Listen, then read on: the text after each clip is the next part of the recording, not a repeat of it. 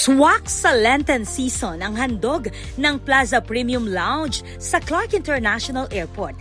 Isang no-meat buffet na patunay na pwedeng meat-free pero still yummy. Pinangunahan ng Kapampangan chef na si Redmark Pamintuan ang curated spread na siguradong pasok sa panlasa ng mga biyahero. Tampok sa soup ang mongo soup o balatong, habang sa pasta station ay may shrimp aglio olio. Sa mains, bida ang tortang talong. Meron ding tofu with vegetables, fish fillet, fresh lupya, fried daing na bangus, at sweet potato sides.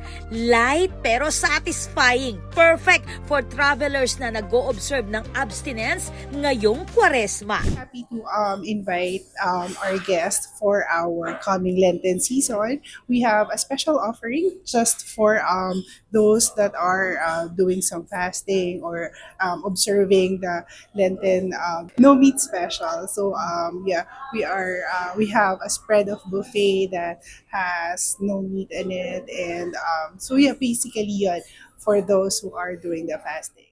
Ipinatikim din ang classic fish and chips at shrimp stew mula sa TGM restaurant na katabi ng lounge. Para naman sa guests na may ibang cravings, available pa rin ang kanilang a la carte options sa regular menu.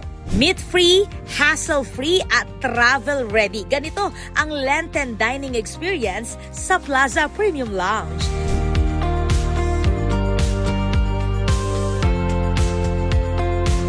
This is Patricia Mamangun on the spot.